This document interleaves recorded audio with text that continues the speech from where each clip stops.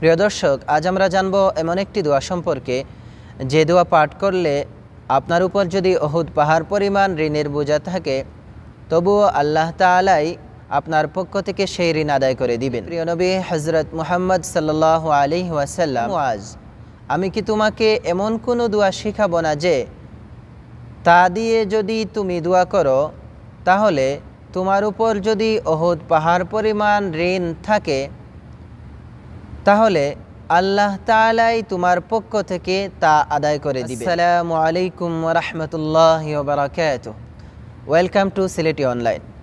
প্রিয় দর্শক, আপনাদের সবাইকে স্বাগত জানাচ্ছি। আমি শেখ ইয়াহিয়া মাহমুদ।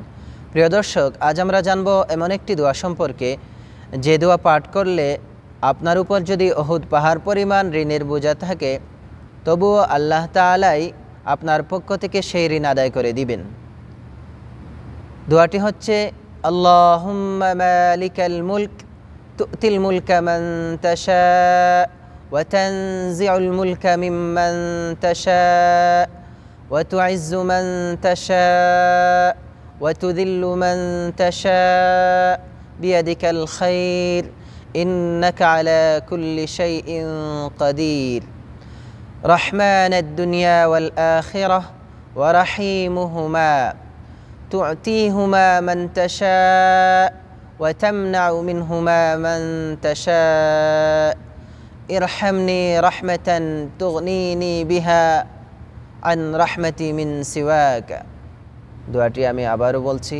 দোয়াটি হচ্ছে, আল্লাহুম্মা মালিকাল মুলক তু'তিল মুলকা মান তাশা ওয়া তানজিউল মুলকা মিম্মান তাশা وتعز من تشاء وتذل من تشاء بيدك الخير إنك على كل شيء قدير رحمن الدنيا والآخرة ورحيمهما تعطيهما من تشاء وتمنع منهما من تشاء ارحمني رحمة تغنيني بها আন রাহমাতি মিন সিওয়াক। প্রিয় দর্শক, এই দোয়ার ফজিলত সম্পর্কে প্রিয় নবী হযরত মুহাম্মদ সাল্লাল্লাহু আলাইহি ওয়াসাল্লাম হযরত মুআজ রাদিয়াল্লাহু তাআলা আনহুকে লক্ষ্য করে বললেন, হে মুআজ, আমি কি তোমাকে এমন কোনো দোয়া শিখাবো না যে তা দিয়ে যদি তুমি দোয়া করো তাহলে তোমার উপর যদি উহুদ পাহাড় পরিমাণ ঋণ থাকে তাহলে আল্লাহ তাআলাই তোমার পক্ষ থেকে তা আদায় করে দিবেন।